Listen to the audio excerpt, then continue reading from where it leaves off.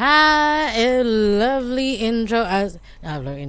lovely beginning of the game as always, and I just ruined my own introduction for it.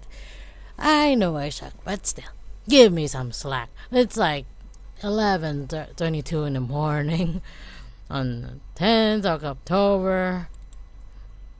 Nah, I don't want it. Skip. Give me some slack. See, 10th of October, Saturday, Hong Kong time, 11:20 something in the morning. And I'm still half drowsy. And yeah, welcome. This is Natnarf Signing In, and welcome to 9 doors, 9 people. 9 hours, 9 persons, 9 doors. An old classic NDS game where we still didn't have 3DSs and 2DSs. And where the game has meaning and hubs towards different paths and endings that needed to be used to open. This game is fiction. All games, characters, and incidents portrayed in this production are fictitious. Fiction. But some of them are actually facts. So there's some things here that actually are facts.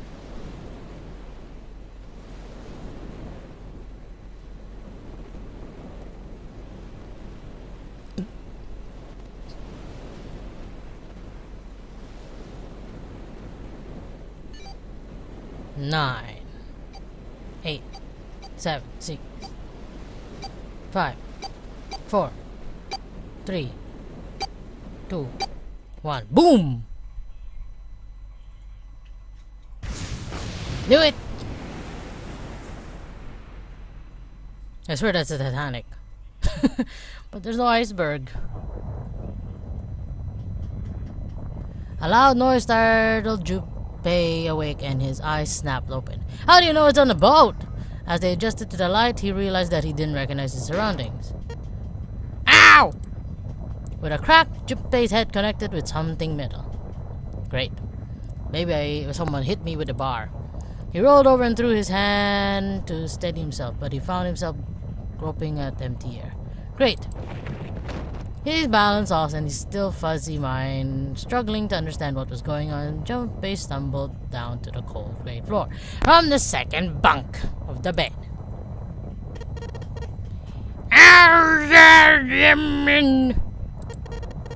What the heck? Junpei glared around the room, still trying to determine where he'd been woken up. The fall had shaken the last cobwebs of sleep from his mind, and finally understood where he'd fallen from. The second bunk bed. No, the third bunk bed! A 3-level bunk bed, in fact. Great! I fell nearly from the topmost bunk. His shoulder hurt, his knees hurt, his hip hurt, his entire body hurt, except for the face. He could feel a bump forming on his forehead. Never mind where he'd slammed against the low ceiling. Boom! He wondered if that bump was the reason he felt his vision wavering a bit, but that seemed unlikely. At first, he thought the tremor that ran his legs was just another effect of his rude awakening. But as he looked around, he realized it was real. The whole room was shaking. Was it an earthquake? He wondered. It didn't seem likely. It was shaking far too quickly for an earthquake. Then again, Junpei had no idea what it was, if not an earthquake. He tried to tell himself it was important, that he has to get up and move. Junpei rubbed the growing bump on his head and gingerly climbed on his feet. His balance regained, he finally took his first look around the room. It's a toilet! Just kidding. Well, there is a sink. And muttered to himself, where am I? His pain momentarily forgotten in the face of confusion of his circumstances, Junpei looked around the room once again. Minutes passed while Junpei struggled to get his bearings. And the shaking finally stopped. And as suddenly as it had begun, the tremor ceased. The cold silence fell over the room. From somewhere far away, Junpei could hear the sound of metal squeaking. That's not squeaking, that's creaking! He felt his stomach tighten. There was 1,000 things the sound could have been, but none of the things he could think of were good. In an attempt to distract himself, Junpei looked around the room once more. There was a stove that looked more antique than functional. 3-level bunk bed that had mattresses that were so thin they were little more than blankets. There's the number 5 on the door. And the other room was an identical bed, and set in the wall between the beds is a slightly dirty iron door. The first thing Jupiter noticed about the door was the number roughly emblazoned across it. On the surface of the door, the red paint someone had written 5! What does this mean? Suspicious and still utterly confused, Junpei approached the door slowly. Standing at least in front of the door, Junpei grabbed the hold of the L-shaped handle. She had no movement, and the pull same of the result. A few more tries cemented the truth in Junpei's mind. It wouldn't open. That took you a long time to figure it out. It didn't matter how much he pushed and shoved, the handle wouldn't budge. Then stop trying! Next to the door was an odd-looking device that reminded Junpei of a card reader.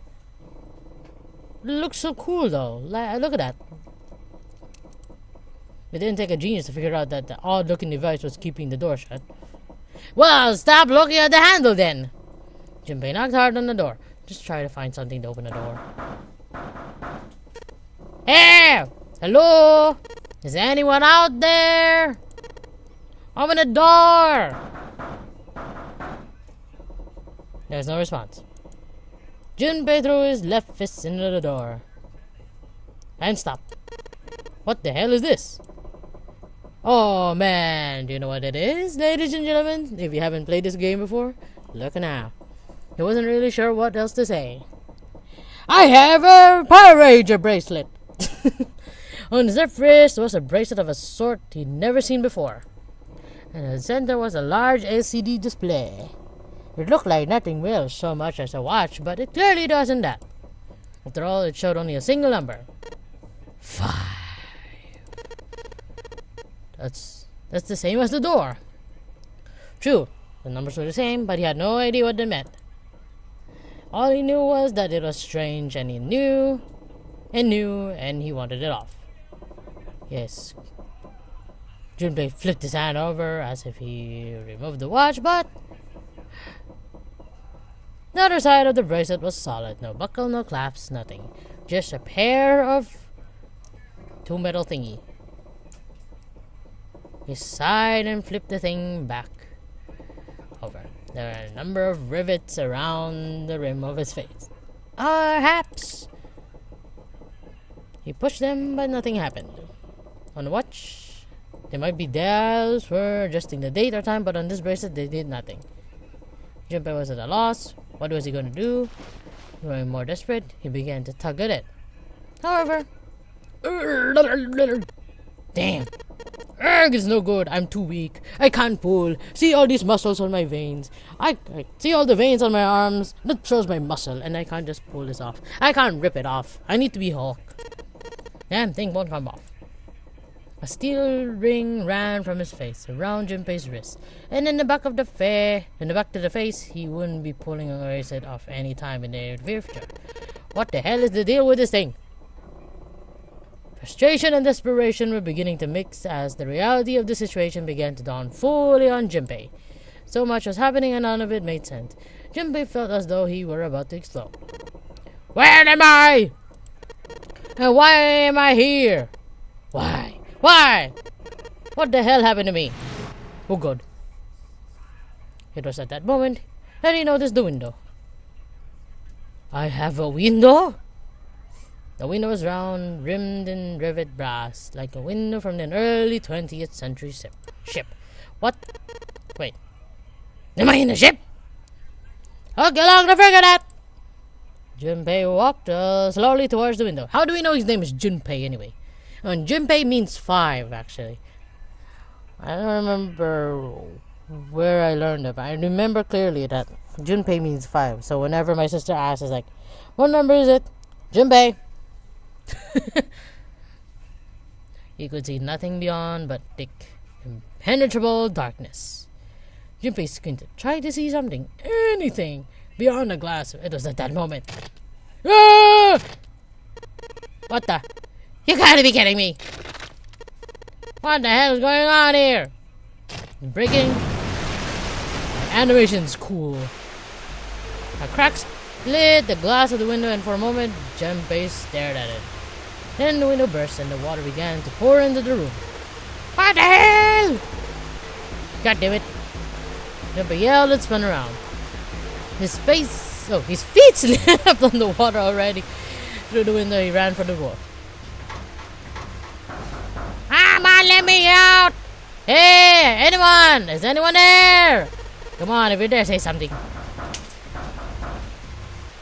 There was no reply. As Junpei screamed, the pounding on the door, the water began to rise. It was now ankle deep on the floor and rising quickly toward his knees. Things were not looking so good for him. Not good at all. He needed to find a way out, and quickly.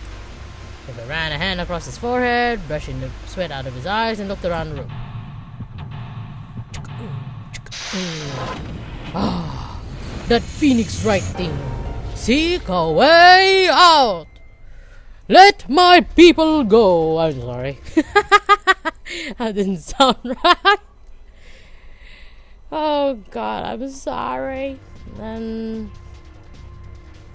I actually forgot what's the buttons. Hold on. Operations during an escape. During an escape, you can move to different parts of the room by touching. Bottom screen means many areas require very exact selections. We recommend use the stylus. Searching during an escape. During an escape, you can touch the background to search anywhere in the room. Areas you can investigate will highlight in yellow the moment you touch. Then, really, depending on the nature of the location you touch, might find an item or a hint. Begin searching by touching places on the bottom screen. Now to move, touch the triangle icon on the bottom screen. Where? Doing so will change the view angle of the room you move to move you to the different locations. You can do the same by pressing the left, right, down, and the control pad. Right, I forgot the goddamn controls on these things. It's been a while since I played on Decime.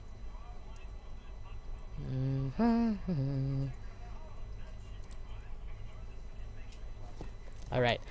Up, right, up, down. Z, X, A, S. Enter. Shift. I know it's the worst keys location to put, but nothing else I can do. Bird's eye view. If you want to know where you are, touch on the X and the camera icon on the bottom screen. This will show you where you are and what direction you're facing. Save during an escape. Pressing start will allow you to save. If you want to quit, we recommend pressing start. The purpose of the escape. The purpose of each escape is to get out of the room. How do you do that depends on the room. You'll need to search all throughout the room to discover what you need to do to get out. To search for hints and items that may help you find a way out. Great!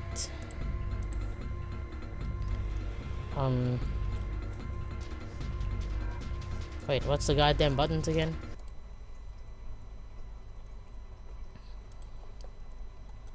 Oh, QW. Start. Yes. You'd like to override? Yes. Please and thank you. Prologue.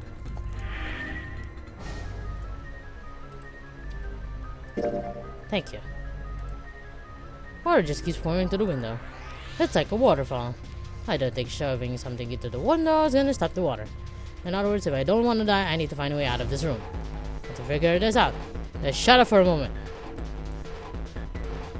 A bulletin board. Looks like someone put a note on it. Okay, let me read. Darn it.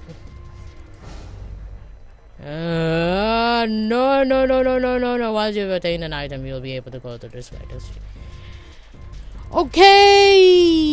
You want me to escape, right? Just let me go!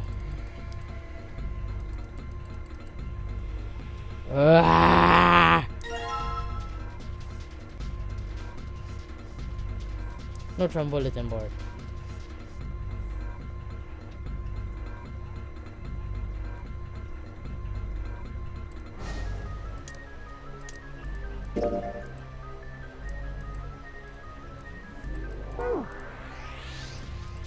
Okay!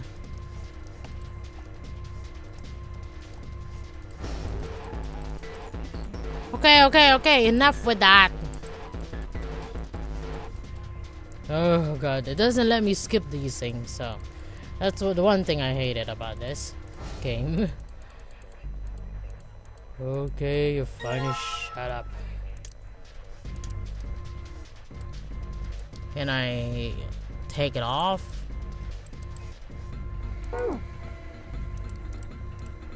Doesn't seem like there's anything on the hit to sink. This is only a drain to this room. Great. No, you! Oh god, the fish are fighting. This is the door to the stove. It opens easily enough. Sure wish the door would get out of here to be okay. So let me see whatever or not this stove has been used before. What's this? It looks red. It's a screw! Screw you! But the screws off easily enough, and here's the picture. Hello.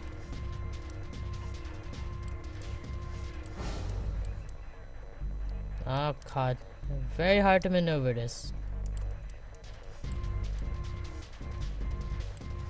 I forgot it's really hard. Okay.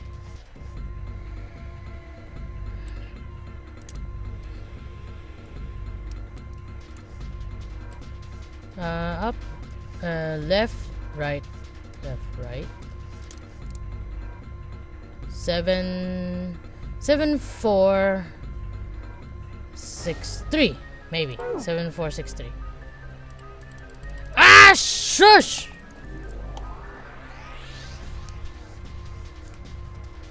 Oh, hello, yeah, dub. Yeah, dub. Eat Balaga is on in the TV at the moment. The sensational Aldabnation thingy magic. I'm kinda getting annoyed with it. Wait, where's my items? Ah! Okay, so it's 7, 4, 7, 4. 7, 4, 6, 3. So, what actually goes with this password? What's this? No, this it's Loctite. Let's see if there's anything in the keyhole. Number on the dot is 0101. And the numbers on the dot. Force it open. Oh, it really has to be a key. Okay, back. Anything in the pillows?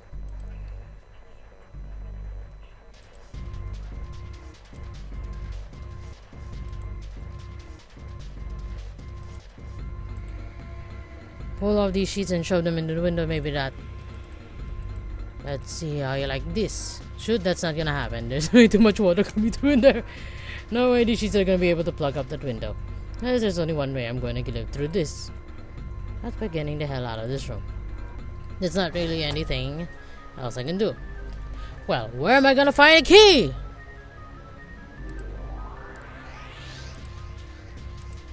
Oh. I tried clicking this earlier. It's not opening. The key! Yeah, there's a little blue key in the room. Oh, good. Thank you. Go! There. Use on the keyhole. If I put this blue key in the keyhole. And nothing. Okay, some sort of code. Okay! Blah, blah, blah, blah, blah, blah, blah. This is the one thing I hated about these games before. This game in particular.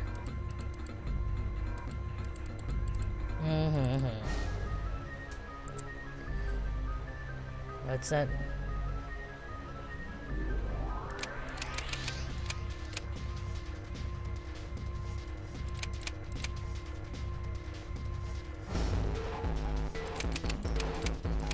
Right.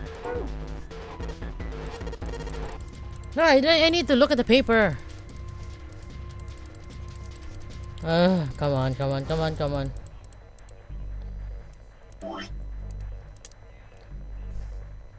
Maybe that.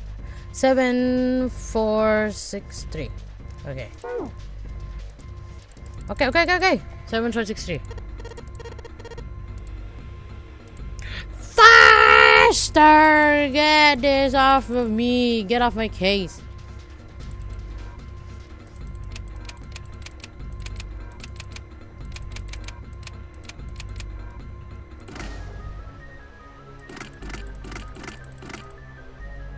Really?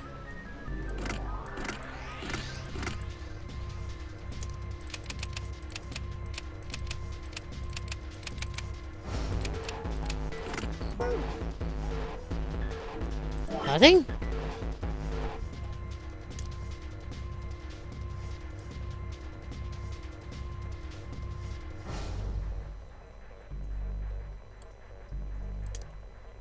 Seven, 4, 6, 3.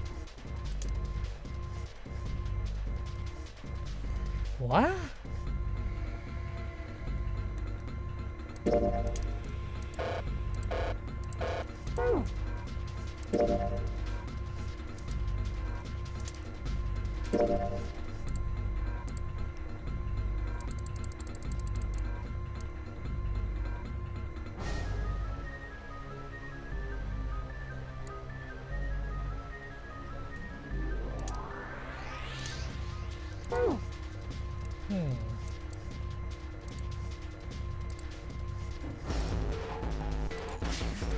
Ah!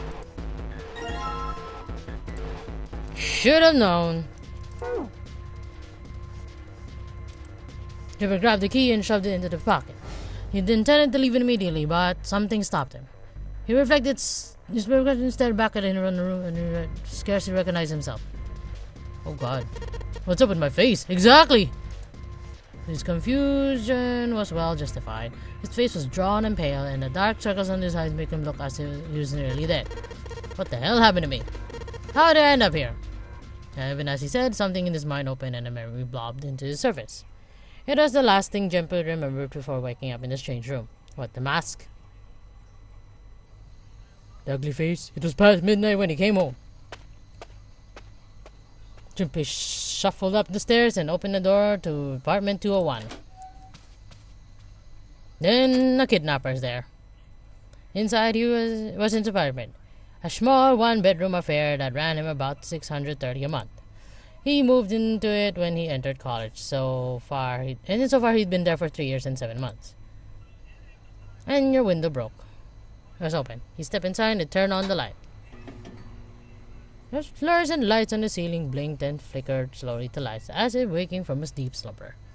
The cold light illuminated the landscape had come to through so many times before. Everything was as he left it. The magazine piled up in the corner, the textbooks collecting dust, the CD cases covering the floor, the jeans and t-shirt he had worn the day before, then tossed on the floor. There was one thing that he didn't belong, however. There was a breeze. Breaths of cold night air wafted into his apartment, carrying the smells of autumn with them. The white curtain framing his window swayed gently in the wind. That's weird. Did I leave that open? Junpei walked towards the window, trying to remember if he'd closed it or not before he left. One of the panes was hanging open. Stuck his head out and looked around.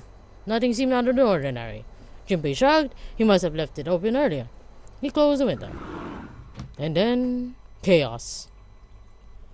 Dun dun dun! I am the Illuminati! Found himself face to the mask and dressed in all black. The man wore a deep hood and a bulky... It was scary. Bulky gas mask. His face was entirely hidden. Scary. Junpei tried to scream, but all he could do... What Gold could manage was a strangled... Oh, he was being strangled. What eat? No, that's not eat. Oh, you're eating. Later eat this one. A strangled croak. He tried to step towards the man, but his legs could no longer support his weight because he's been smelling the gas. He collapsed to the floor and crumpled in a heap of limbs like a discarded puppet. Because of that, too late, he noticed the white smoke that was quickly filling his apartment. A small object, shaped dressingly like the grenade, and sat on the floor in front of his face, hissing the white smoke. Ah, my eyes! I can the dirt. The white smoke poured out of it at an incredible rate. Sleeping gas. Then my eyes hurt. Ouch. The smoke had grown so thick that the details of Junpei's apartment began to fade into white haze. He could feel his mind begin to fade as well as white haze. White haze that was not the smoke creeping into the edge of the vision. Ah, my eyeballs. Consider this a privilege. You have been chosen to die. A rasping voice wormed its way out of the gas mask. Cold and harsh, and distorted in some way Junpei couldn't pick his finger on. You're going to participate in the game. The nonary game. It's a game where you will put your life on the line. And die. And my eyes hurt.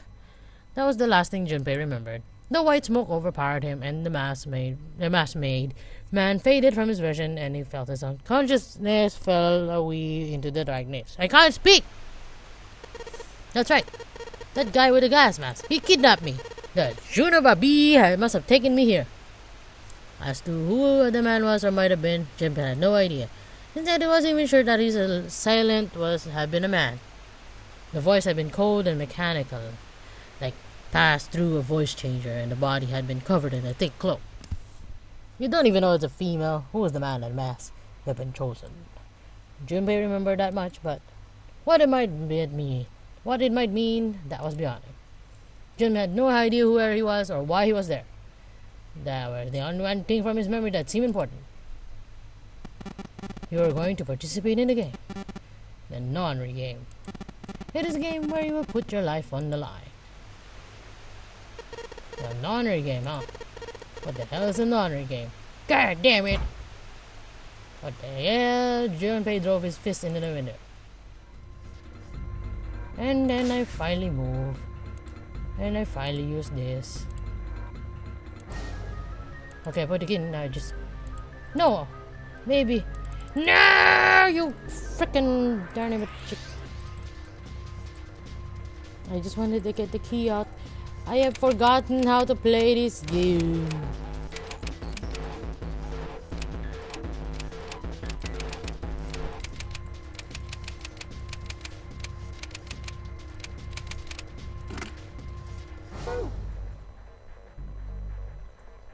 Dude, look for clues. I'm not plugging in numbers. No, what I...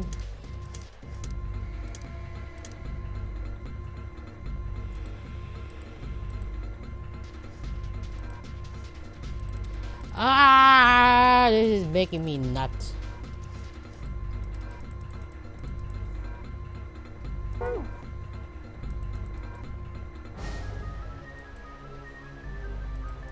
Jeez, that's the one thing I hate. The words just keeps going on and on, even if I already knew what it was. What else?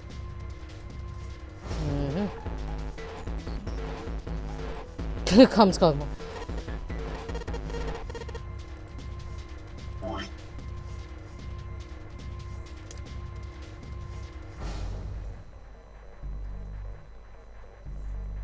I don't remember exactly because this has been a long time since I played this.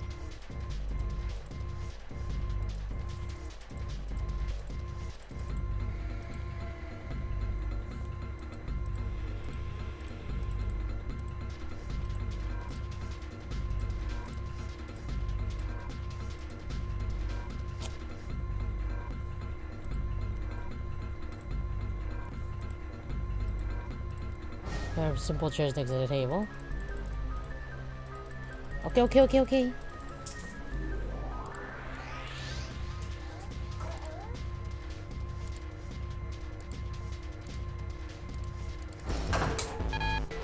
Yep.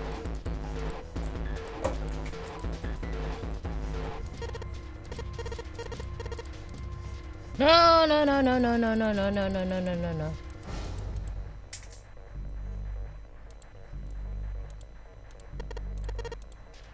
What does it mean?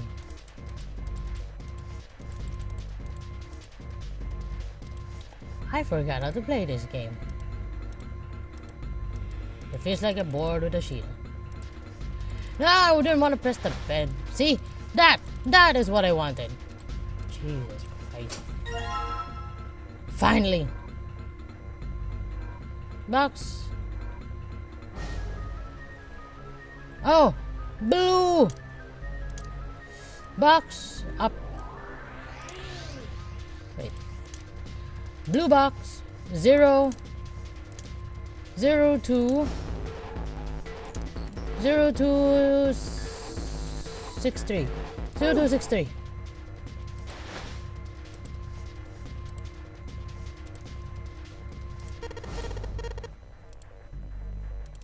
Ah, just shush.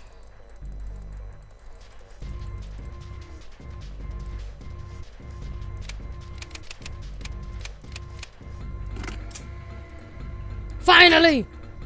Let's see if the numbers work. Return, and hey, looks like it's worked. Dang. Yes. Alright, let's open it up. Yay, it opened. Looks like there's another one. What's this? A file? A screen file. If an indulge during an escape, the information on it will be available from this screen. Okay.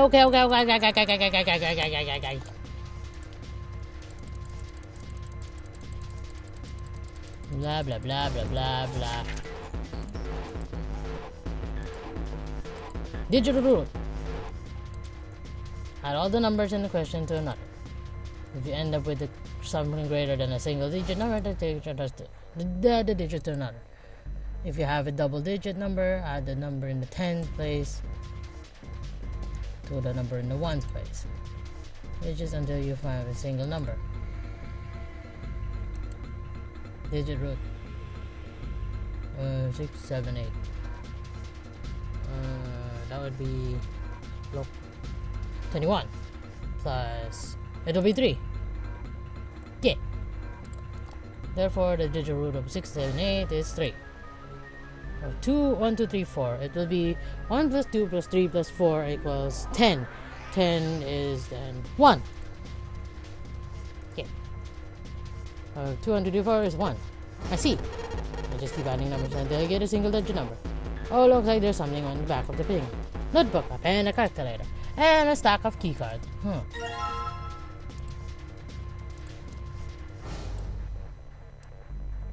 Is it this way or the other way? Okay, never mind. Maybe the other one there is the red. So, what's that? 7 4 8 7 4 8 5 7 4 8 5 7 4 8 5 7 4 8 5 7 4 8 5 7 4 8 5 7 4 8 5 7 4 8 5 7 4 8 5 7 4 8 5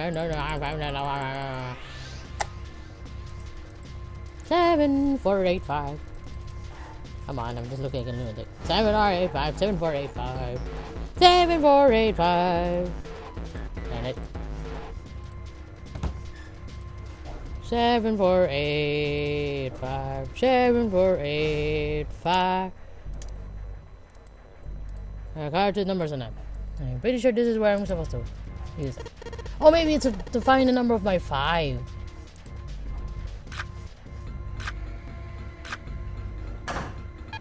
No, I have to find a 5. I need to find more cards now. Okay. No. Where am I going?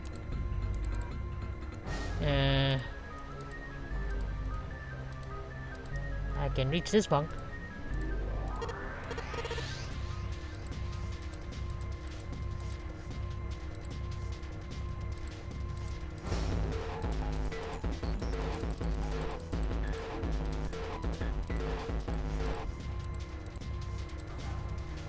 Okay. No, wait. Do it. 7485.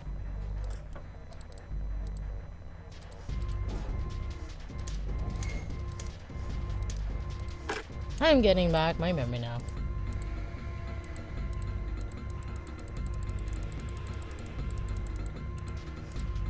Okay, 7485.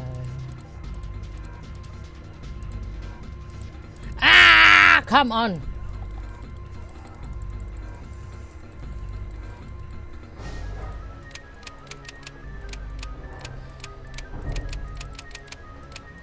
Instructions outside. Oh, come on. Yes! Bingo! I unlocked it. Opening. 3 more cards!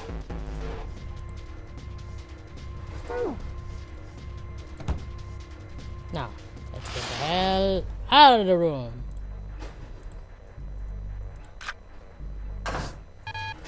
Darn it.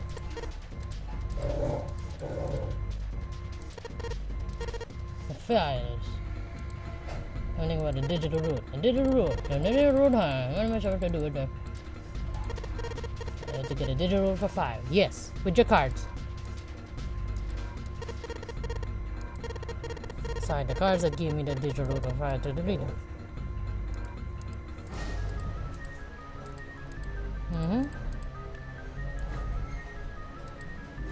There's like 3 cards set. Okay.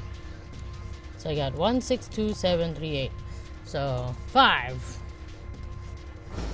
Does it have to be 3 cards? 6 plus 7. Sorry, my brain's broken. Yes, up lock. 21, 3. No. 10.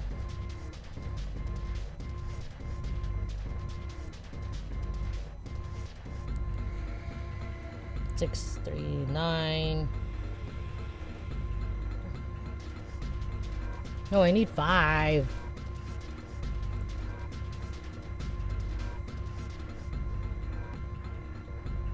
No. 1, 7, 8, 3, 11. No, that's 2.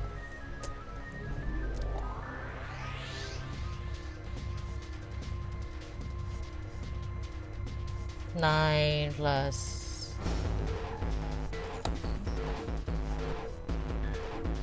No, that's still 6. I'm like counting all the possibilities because it's been a while since I played this. A long while.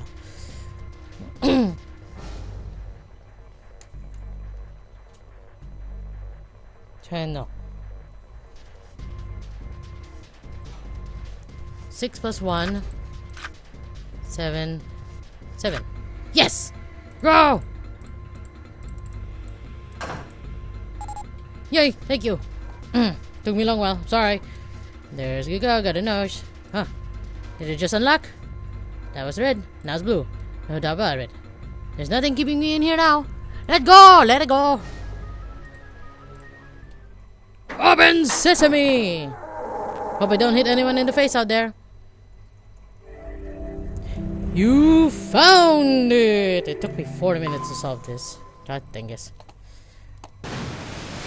Accompanied by the wall of angry water, Junpei shot out of the room and into the opening wall. Clasping Takashi's back, they looked around. It was in a narrow hallway. The water had followed him out of the room and was rapidly pouring out of the door. It flowed quickly down the hallway and slammed in front of the short flight of stairs. Just 5 steps. And at the top of this short staircase was another door. Leaped up to the stairs and straight for the door. And it won't open. Okay, never mind. It burst open and Junpei exploded out of it, and no need to freeze in his tracks. What other possible response could there have been when it what the hell? His voice trailed off and all he could do was stare. More stairs! Sorry, applause, floor staring out of him. Ordered staircase rising up from the edges, and each one of them equidistant from each other. The stairs and pillars were solid wood. Titanic! It looked like nothing but just the entrance of the luxurious mountains from the early 1990s. Junpei couldn't help but wonder. Was he really in a ship? The water quickly filled the hallway behind him, suggested that, yes, he was. As he looked, the fresh wave rolled out of the room he'd been, gathering speed as it moved toward the stairs. That's what I thought. It's totally a wait, what the hell? Yeah, tidal wave. I gotta get out of here. Spun around with his wet shoes squeaking in protest on the floor and ran towards the tremendous staircase in front of him. Goddamn music. C deck. B deck. As he ran, he glanced quickly at the plates mounted on the wall, denoting the decks of the ship. He took the stairs two at a time, not entirely sure where he would find himself. Just as he began to wonder there, in fact, the stairs did lead. He saw another person out of the corner of his eyes. Wait, Barbs! He stopped short, nearly tripping over the next stair and looked. It was just one person he had seen. On the landing to the left of the stairs, there were 4 people staring at him. And another 3. Oh my god, the cool guy. This cool dude too. He's cool and calm and collected. And he will do a noble sacrifice in one of these butterfly endings. Was told there were 7. Looked as though they had been on their way down from the stairs. They'd stopped short when they saw Junpei, their eyes wide open. He'd done the same, of course, and now they stood there staring at one another. Junpei didn't move, one foot placed awkwardly in the next step in the middle of the stair. Who were these people? The entire interaction led it only a matter of seconds. The woman spoke to Junpei, and time began to move again. I guess there's another one of us now. Please don't hold your boobs. What was just the woman was dressed. Really? Really? I love that sentence. How did I get answer? Her clothes covered very little and her prodigious jewelry little more. Hey you, come on, stop staring at my boobs. They're very my junkie. Hurry up. Okay. Ceremony, she ran straight past Junpei and towards the doors behind. Silent proximity of a woman with such striking assets left Junpei momentarily stunned. But none of the others wasted no time. And the others wasted no time and quickly followed the strange woman. With boobs! The first to pass Junpei was a young man with silver hair. Number 2, I think. Nope, never mind. He threw back a quick glance at Junpei's direction as he ran. I think number 4. One of us, huh? Following him was an older man, his face calm and without fear. You're a cop. Soft wrinkles sprouted from his eyes, and he came close enough as he passed for Junpei to see wisps of gray in his hair. His composure and shock of hair struck Junpei as rather like an early lion. Going up won't do you any good. There are 2 doors, but neither of them will open. Next to speak was a girl with pink hair and high voice. Come on! Aren't you coming? You gotta hurry! I'm sorry, he can't do it anymore. Her small hand was wrapped around the wrist of another man. The blind dude. His eyes were closed, almost as though he was sleeping.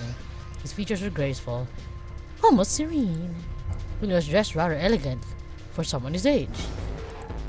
Something about his posture seemed very refined, and Junpei couldn't help feeling he was noble and dignified somehow. He'd certainly never seen one, but this man seemed like what Junpei had always imagined a prince would be like. Exactly! The 9 of us did. All the cards are in hand. What do you mean all the cards are in hand? You mean? Junpei opened his mouth to ask what the other man had meant, but the pink-haired girl brushed past him and they were gone. You bastard! I hate this guy! They turned in time just to see 2 more people running towards. I love this big dude! One of them had a hair like a bird's nest, and looked through a stiff breeze might trouble him. And the other one was a veritable mountain of a man. The scrawny one said nothing and scuttled past Junpei as though he were running from something. Hey, what the hell you're just standing there for? Don't you hear them? The doors on A deck are no good. You gotta check the doors on B. Got it? Now go! Before he had the chance to respond, the man laid a massive hand on Junpei's shoulder. No more effort than Junpei would have used to brush aside a fly, the man shoved him out of the way. Wow! Thrown off balance by the man and the recent events, it took Junpei a few steps to get his bearings. He finally regained his balance and looked up at whatever the ladder 7 had been running toward. Doors! There are 2 doors. Okay, they look quite sturdy and each had handles jutting in from them. Written across from the surface of each door in red paint was a number. 4 and 5. The door was a number in red 4. And the door on the left had a 5. They are the same. The guy Junpei had decided to call Silver was numbering to himself. The room I woke up in had a number on the door, just like that. You too, eh? With an arch eyebrow, the lion looked at what are you holding, lion? What are you doing? Ew! Oh my god! Hold on a moment.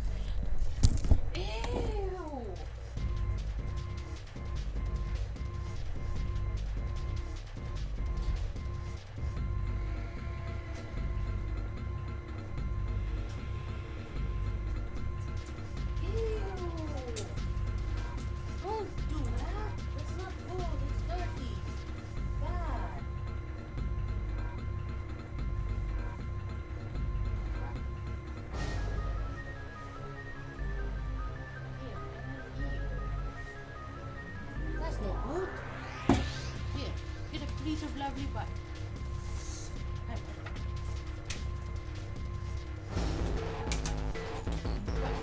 Oh, but I'm sorry, but yeah, great. It's a crayon. It's a crayon, not a pen. Ow, sorry.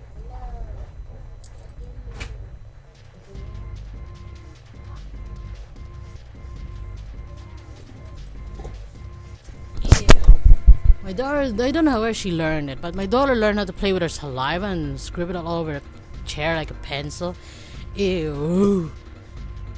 And I look at it with a shiver. My cell was the same. A number upon the door. Opened it and ran down the hallway outside and found myself in the rather grand room. Grand! Full of stairs as I expected the rest of you. Game. It was as though the floodgates had been opened. They all began talking at once. Great! Me too! I did too! Yeah, a door with a number on it. So it became clear that each one of them had awoken in a room with a locked door and solved a puzzle to escape. They all end up in the same room, as though it didn't be guided here and there. Yes, we all saw the same thing. That's not important. We need to hurry. And I'd rather save that for the next part. Just so. Thank you so much for watching. If you enjoyed this and want to see the next part, just simply wave your wand like a sorcerer. Hit the like button. Yeah, the 5. And the subscribe button, the like button to watch the next part. Until then, this is Natnarf signing off.